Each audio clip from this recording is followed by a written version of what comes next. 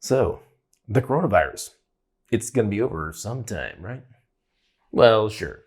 Some states are beginning to open up even as we speak.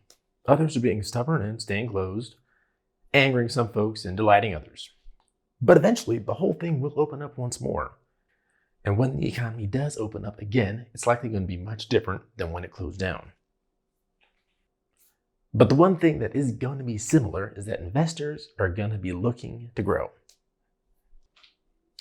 The path forward is likely going to be quite volatile for some time, with markets swinging hundreds of points up one day and hundreds, maybe even thousands of points down the next. In an environment like that, a lot of people could understandably get cold feet and just pull out of the markets for good.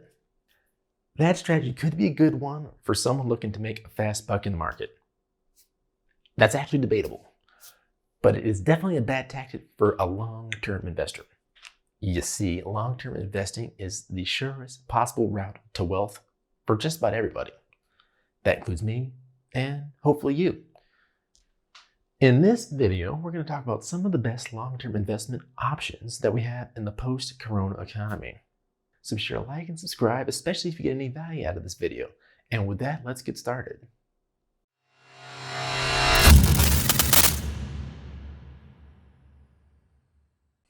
So long-term investing is generally the way to go if you want to achieve wealth when you start with little money. The reasons why become obvious when you understand how risk and time horizon contribute to you achieving your financial dreams. In investing, to get a higher return, you generally have to take on more risk. So very safe investments such as CDs tend to have low yields. At the same token, medium risk assets such as bonds have somewhat higher yields. And high risk things such as stocks had, you guessed it, even higher yields. Investors who want to generate a higher return will need to take on higher risks. That is generally the balancing act that occurs. Generally speaking, there are fewer, riskier, and at the same time, more profitable investments than stocks. It's not unusual for individual stocks to gyrate 50% or more within a single year, either up or down. And that's going to be especially true during the corona crisis. But while that is true, stocks as a whole have a very strong record for returning growth. For example, the Standard & Poor's or S&P 500 index has averaged a 10% return over the past 90 years. The question is, can you withstand a higher level of risk to get a higher return? That's a question only you can answer. But if you understand your investment horizon, you can tailor the type of investment instrument you use to mitigate your risk. What is an investment horizon, you may ask? An investment horizon is the length of time until you're quote-unquote ready to retire. Really, it's the time when you can ill afford large losses in your portfolio. When you're 90 years old, you don't want to lose your entire retirement savings. Reason being, you don't have that much time to get it back. But if you're 18 years old, you have quite a bit of time for your portfolio to recover if it takes it on the chin. You know, like millions of portfolios that have taken it on the chin during this corona crisis. But in any case, what are the best long-term investment instruments? Well, let's consider growth stocks for an example. You can consider growth stocks the Lambos of investing. They promise high growth and along with it, high investment returns. In the modern era, quite a few growth stocks are what we call tech companies. But that's not always the case. Even so, growth stocks tend to plow all their profits back into their business, so they rarely pay out a dividend until their growth slows, which they typically do, as with all things. Growth stocks can be risky because oftentimes investors will pay a lot for the stocks relative to the company's earnings. So when a bear market comes around, kind of like the one that ensued during the corona crisis, these stocks can lose a lot of value very quickly. It's like their sudden popularity disappears in an instant. That said, growth stocks are typically among the best performers in the investment industry. Like many things in the investment industry, growth stocks are definitely not for the faint of heart. You'll need to do your homework. Don't just listen to some tips from some doofus on YouTube. Hey, doing that research can take a lot of time. And because of the volatility in growth stocks, you want to have a higher risk tolerance, or you need to be able to commit to holding the stocks for at least 3 to 5 years. That said, the world's biggest companies like Facebook, Alphabet, Amazon have at one point been high growth companies. So if you do your research, the potential rewards can be limitless if you find the right company. The next best thing to a growth stock is a fund filled with them. If you simply don't have the time or inclination to do the research that is required to own growth stocks, then a stock fund, either an ETF or a mutual fund, would be the right thing for you. If you buy a broadly diversified fund, such as an S&P 500 index fund or a NASDAQ 100 index fund, you're going to get many high growth stocks as well as many others. But you'll have a diversified and safer set of companies than if you own just individual stocks alone. Quick word of caution. Several people, including the infamous Michael Burry of Big Short fame, consider ETFs and index funds as sort of a way of inflating the price of less valued companies. I.e., if a company is listed in that stock fund, then they artificially have their prices raised. That's a valid argument, and I can't argue against it. And maybe someday that will come back to bite us all in the rear end. Right now, it would seem that index funds and ETFs are a great way to diversify your portfolio. That said, a stock fund is a great choice for an investor who wants to be more aggressive but doesn't have the time or desire to make investing a full-time hobby. Things like ETFs and index funds aren't foolproof and free from loss. I just mentioned the fact that index funds and ETFs can be considered sort of a way to inflate the prices of lesser stocks. But still, if you pick a fund that isn't that broad, but focused on one industry, then it is possible that if another sector that relies on that first sector goes badly, then that fund can be harmed as well. Quick example. Airlines and cruise ships negatively affected by COVID-19 will affect hotel chains. So funds based off either are probably not going to do so well right now. With all that being said, a stock fund is going to be less work to own and follow than individual stocks because you own more companies and not all of them are going to excel in any given year, which means your returns should be more stable, but also not as profitable as individual stocks.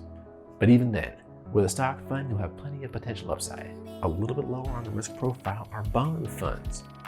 They can be found as either mutual funds or ETFs, and they contain numerous bonds, often from a variety of issuers. Bond funds are typically characterized by the type of bond in the fund, its duration, its riskiness, the issuer, corporate, municipality, or federal government, and other factors. So if you're looking for a bond fund, there are a variety of them out there to meet your needs. So what exactly is a bond and what is a bond fund? Well, let's think about it for a second. When a company or government issues a bond, it agrees to pay the bond owners a set amount of interest annually. At the end of the bond's term, the issuer repays the principal amount of the bond and the bond is redeemed. So essentially when you purchase a bond, you're becoming a banker as you are collecting interest and principal on a loan. And the same way loans can be not that risky if you know the borrower. Bonds can be less risky because technically you know the borrower and presumably you trust them. And bonds become even safer if they are part of a fund. Because a fund might own hundreds of bond types across many different issuers, a fund owner has a diversified list of holdings, and because of that, their impact is lessened if one of the bonds or any number of the bonds end up defaulting. Now, like I said, you need to know and trust the issuer of the bond, just like you need to know and trust someone who you loan money to. Government issuers are considered the safest, particularly the US federal government. Reasons why, I'm not so certain. Corporate bond issuers can range from slightly less risky to much more risky. Now, with the good comes the bad. Typically, the return on bond funds are much less than they would be on a stock fund, perhaps 4 to 5% annually, but even less on government bonds. But then again, it's also much less risky. And remember, depending on your risk appetite, it might make sense for you. Next up, we have dividend stocks. If growth stocks are Lambos, then dividend stocks are Toyota Corollas. They get you where you need to go and are, not the worst in style, but their engine just isn't what you're gonna need to get you going anywhere fast. In other words, they achieve solid returns, but they're unlikely to speed higher as fast as growth stocks. A dividend stock is simply a stock that pays a dividend, a regular cash payout. Many stocks offer a dividend, but they're more typically found among older, more mature companies that have a lesser need for their cash. Dividend stocks are popular among older investors because they produce a regular income. And the best stocks grow that dividend over time. So you can earn more than you would with a fixed payout of a bond, for example. Now, while dividend stocks tend to be less volatile than growth stocks, don't assume they won't rise and fall significantly, especially if the stock market enters a rough period. But dividend-paying companies are usually more mature and established than any growth company, so it's generally considered to be safer. That said, if a dividend-paying company doesn't earn enough to pay its dividend, it will cut the payout and its stock may plummet as a result. Now, obviously, the biggest appeal of a dividend stock is, of course, this payout. And some of the top companies pay 2 or 3% annually, sometimes more. But importantly, they can raise their payouts 8 or 10% per year for long periods of time. So expect a pay raise every year. The returns here can be high, but won't usually be as great as with growth stocks. And if you prefer to go with a dividend stock fund so you can own a diversified set of stocks, you'll find plenty available. And next up, we have real estate. Good long-term investing opportunities don't have to always be in the stock market, and real estate is the prototypical long-term investment, with the only downside being that its barrier of entry can be quite high. And as I'm sure you know, some of your favorite tubers are real estate guys, and there's a reason why. One of the best parts of real estate investing is that you can borrow a bank's money for most of the investment and then pay it back over time. Now, while you can do that with other types of investments, i.e. stocks on margin, it is simply not as risky for real estate. The price of real estate always seemingly goes up, and while it too has its ebbs and flows, the most famous being the 2008-2009 housing crisis. Generally speaking, it goes up and up and up. The amount of land isn't growing. In fact, it's shrinking. With interest rates being at all-time lows, particularly thanks to the Fed action on the coronavirus, expect interest rates to stay low until hyperinflation hits. But for those who want to be their own boss, owning a couple of properties can give you that opportunity. And I'm not even going to touch on the advantageous tax laws that benefit the owners of property. Now, with all that, real estate is often considered to be a passive investment.